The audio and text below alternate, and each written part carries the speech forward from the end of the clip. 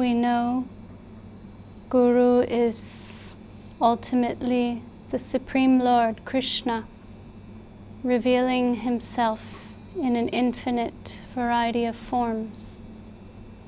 So, Acharya Mam Vijnanayam, Krishna has an agency of divinity. Through his many agents, they are functioning as Guru. And there's generally 3 types of Gurus: the Kanishta, Madhyam, and Uttam Adhikaris. And Srila Sridhar Maharaj gave a very perfect and beautiful example of this, how the Uttama Adhikari, the highest type of Guru, they descend down from the spiritual world, from the absolute truth, the plane of divinity, and they extend 1 foot down into this world, and they function as Guru. That's one type, the highest type. The middle, they have 1 foot here in this world, and they extend their other foot into the spiritual world. That's the middle stage of Guru, middle class Guru. And the Kanishta has 2 feet stuck in the mud. 2 feet are here, but the faith is there. They are sincerely pointing in the direction of the absolute spiritual transcendental world. So they have faith, they know it's real, and they're recruiting sincere souls from this plane to that plane, pointing in that direction.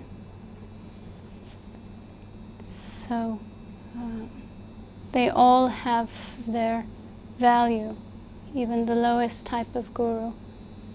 The preachers, those who are extending Krishna consciousness to others through their sincere faith and leading everyone in that direction, pointing in that direction. So these are 3 kinds, and we know Nityananda Prabhu is the original Guru, and Shakti-Avesh, someone can be empowered by the Lord, by Nityananda Prabhu, who's also the Supreme Personality of Godhead, can empower someone to function as Guru. So it's a divine flow that's coming down from above, flowing through an agent. And there can be many. There's one and there's many. One coming from the Supreme Lord through proper channel and distributed in unlimited ways. So from the very beginning, if we can understand this concept, we'll be able to harmonize and adjust with the possibility of many gurus functioning at the same time. There's no problem if there's more than one, there's 2, there's 20, there's 100. They're all agents of divinity. Unfortunately, we are in the material world, and it's Kali Yuga, a degraded time, and there are such things as bogus gurus also. We are careful, and there's a time of examination, and in the Hari Bhakti Vilas, it's generally recommended like 1 year period. You observe your guru, they observe you.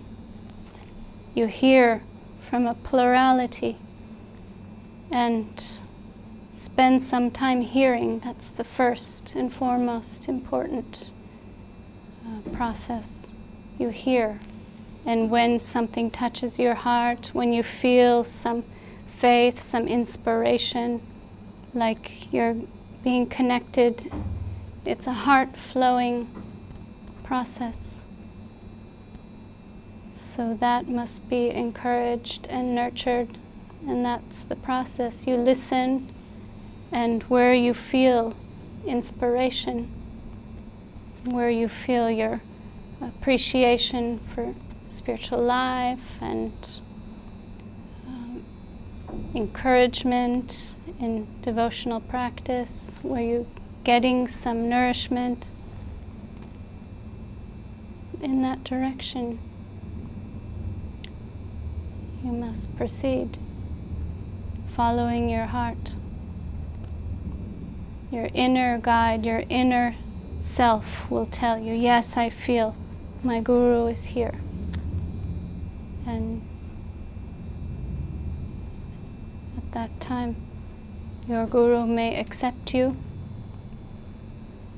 Very rare they will not accept a disciple who's sincere. Maybe some examination will be there. Some time must pass showing your sincerity, but generally the Guru is self-effulgent, and in particular in our Brahma Madhav Gaudiya Sampradaya, the Rupanuga Sampradaya, we have a system of Shiksha Gurus. It's a line of gurus that come from initiating, from spiritual instruction, shiksha, from master to disciple, master to disciple, master to disciple. And it's not diksha, it's shiksha line, through instruction. It's not a bloodline. The flow of the Lord's divine love and bhakti flows down a telescopic system. So it has a particular flow, and it's like a zigzag flow. And there were periods within our lineage where there's some break, where there wasn't an agent, there wasn't a spiritual master in a particular generation. And Mahaprabhu came to purify and to re-establish the Sampradaya and put it in charge of Rupa Goswami. He's in our line from maybe now over 600 years ago. So, and then again, after some time, Srila Bhaktivinoda Thakur came. There were others in between, but Bhaktivinoda Thakur had to again re-establish the principles, purify the line. He called down Srila Bhaktisiddhanta Saraswati Thakur to carry on and to preach pure devotion. So it's our lineage is very ancient. Comes from time immemorial, starting from Lord Brahma meditating. He was born from the navel of the Lord. He was born on a lotus flower and meditated and heard the Gayatri Mantra. So from that time to the present day, this line, these teachings have come down through the Guru Parampara, Parampara means lineage. And there's still perfectly, all the teachings, the philosophy, the ontology is perfectly applicable today as it was from time immemorial. So it's a big subject. We have a very wonderful book called Sri Guru and His Grace that touches on all these subjects. Who is Guru, and the truth about Guru, the different stages, different classification system within Guru. We know that everywhere and everything has gradation, higher and lower, and different qualities, qualifications, some more, some less. That applies everywhere and everything. So for a sincerely aspiring devotee, one who wants to devote, we're called devotees because we're devoting our life.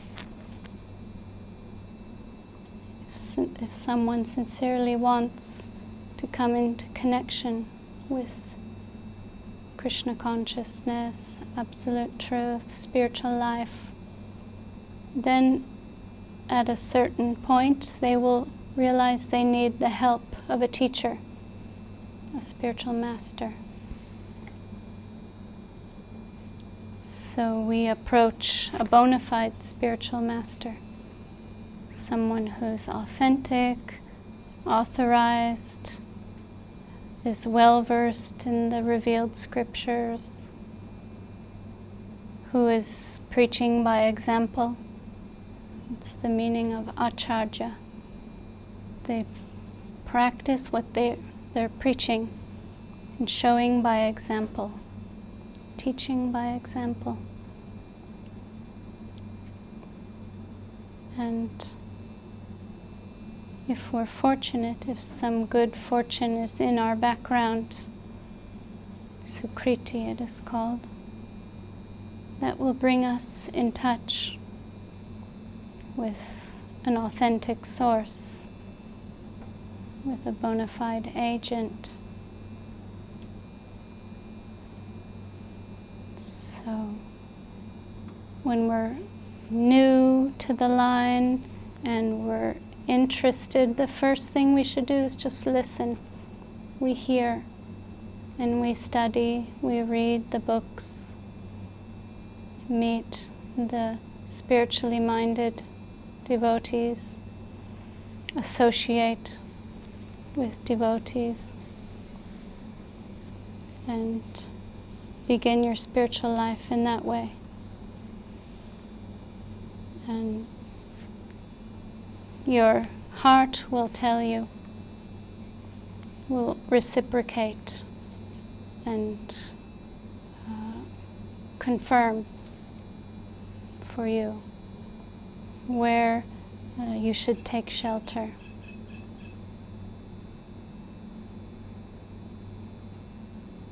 And not everyone in our parampara has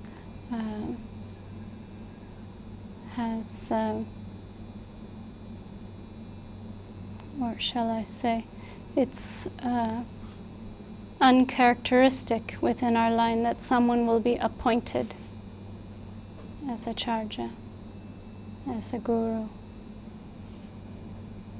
In the case of our Srila Gurudev, it was the desire and wish of our grandfather, Srila Bhakti Rakhak Sridhar Dev Goswami Maharaj, that our Srila Gurudev Govinda Maharaj would be his successor, sole successor.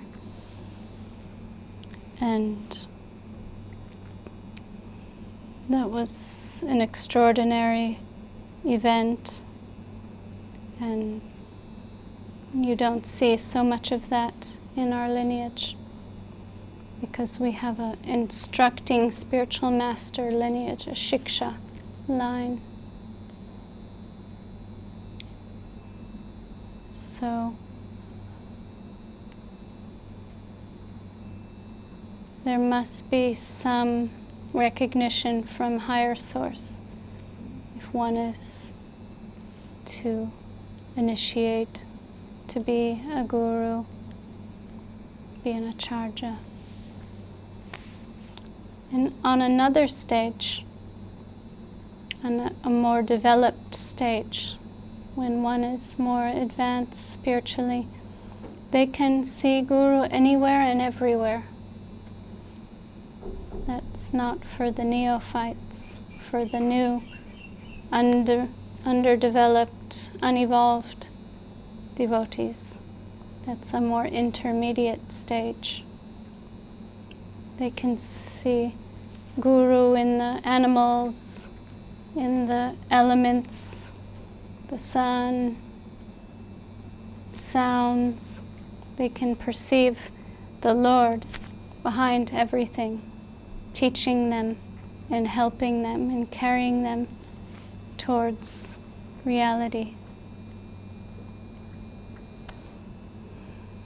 So that takes some adhikar, some qualification within devotion. It's not a cheap thing or an imagined thing. And it's something that cannot be imitated or artificial. Someone evolved enough has the qualification to perceive guru everywhere, seeing indicators from the environment, teaching them and bringing them in the direction of the land of gurus. That's where we ultimately are aspiring to be, in the transcendental divine service plane where everyone is our guru, where we don't walk on our feet, we walk on our heads in that plane.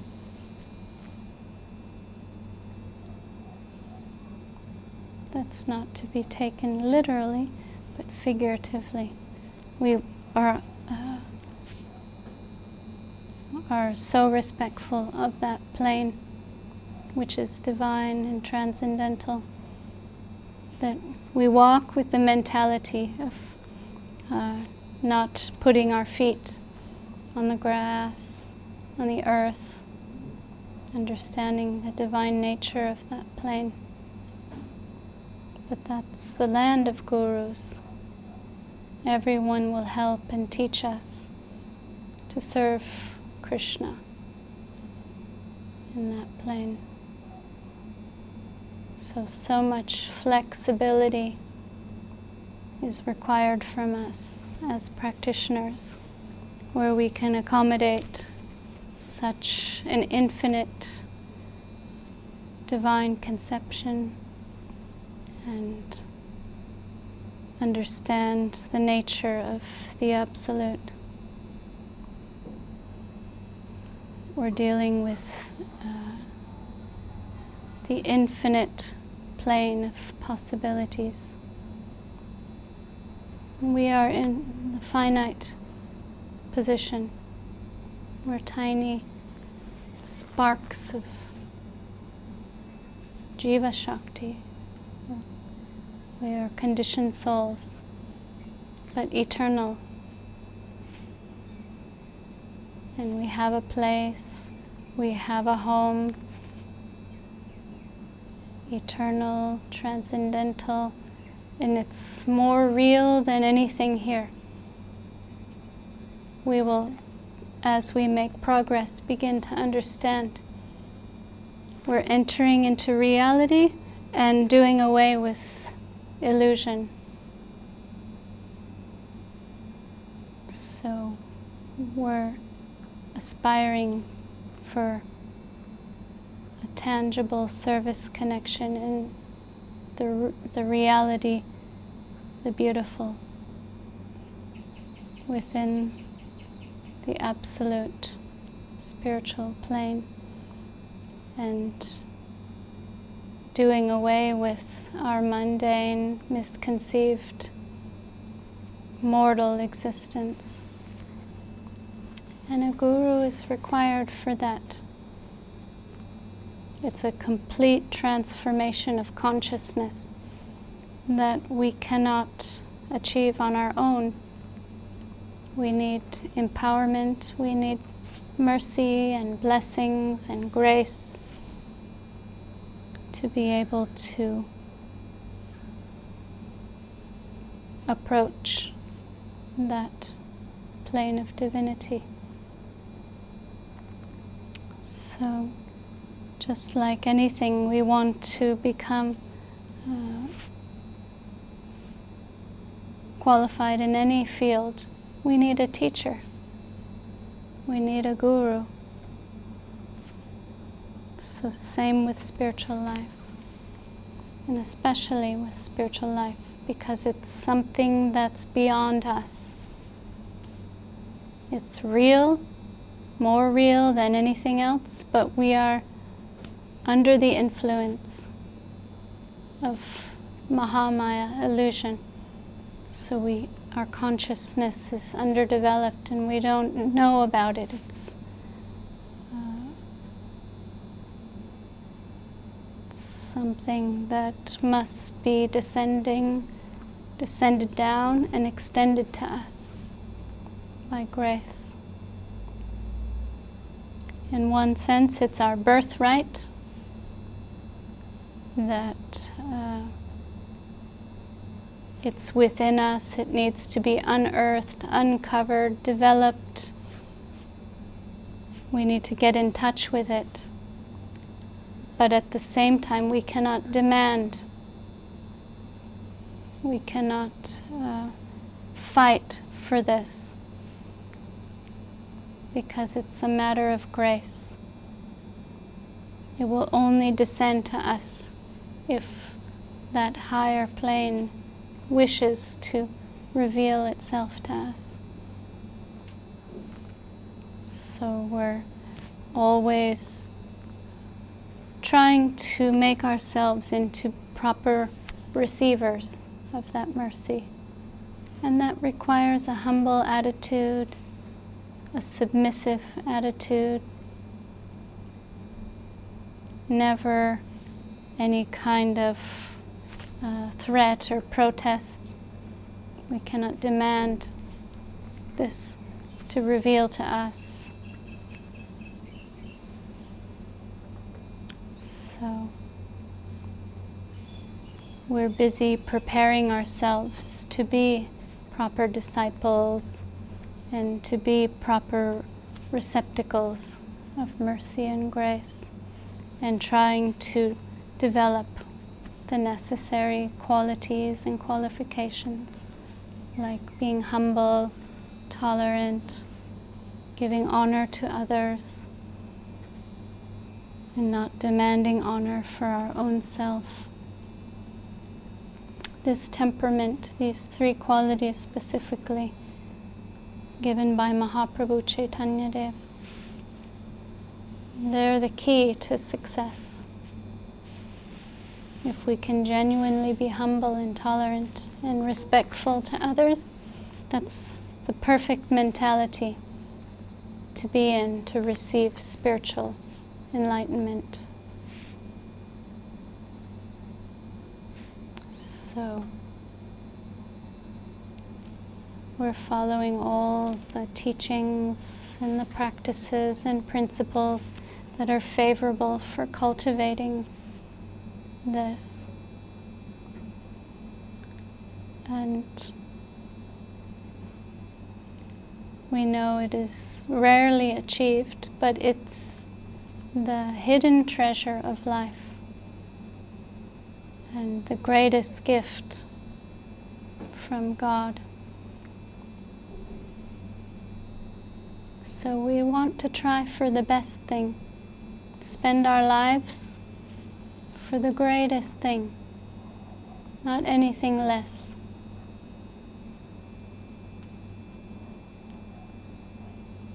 Why should we settle for less?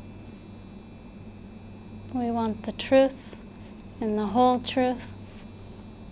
We want to do everything favorable for our journey,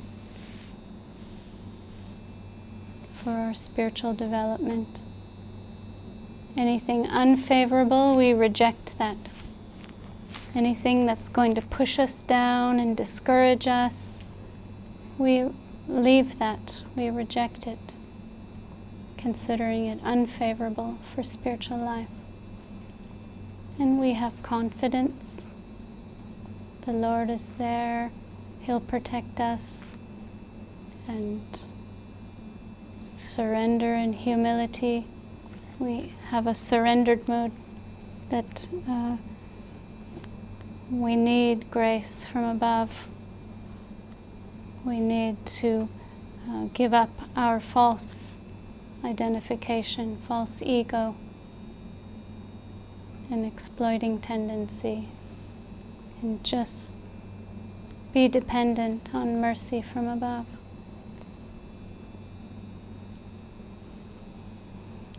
And really what the main thing we need is just to be sincere, true to our ideals, and coming for the truth and going out for the truth. We have to maintain that through our whole journey, not become corrupted by anything.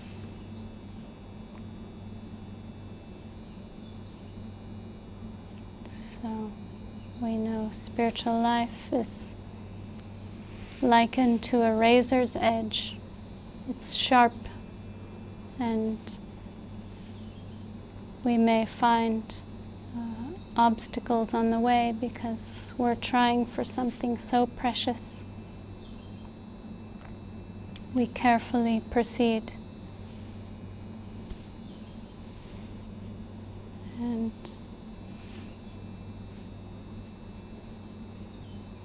what was I going to say?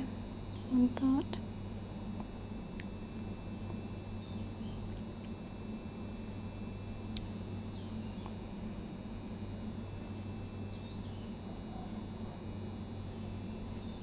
Anyhow,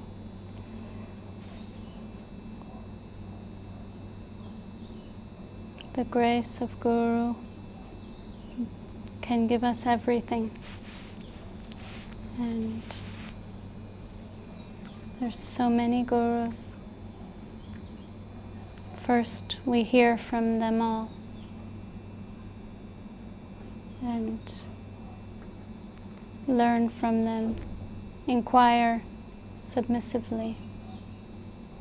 Then connection can be made with a heart's confirmation. Okay? It's actually simple for the simple, complicated for the complicated. But if we're sincere, we'll find truth and we'll find our Guru. It's said that the sincere, aspiring disciple searching for God, the God is searching for that aspiring disciples, and where they meet is the Guru. Krishna appears as Guru to connect to them, to reveal himself, to give the seed of devotion and give the backing, spiritual backing to the earnestly aspiring disciple. So if we're sincere in our search for the truth will come to us in the form of our Guru. It's a mystical thing. Okay, I hope that answers your question. It's a big subject.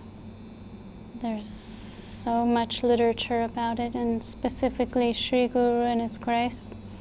I recommend reading and rereading until all the contents of that book are fully understood and realized. It's living scripture too. If you've read some of our books that are spiritual in nature, you reread them and they're like a new book because they're living, they're dynamic, they're spiritually living scripture, alive. Then it's always something new, something fresh about them. So reading just once is not enough. You can study these books again and again.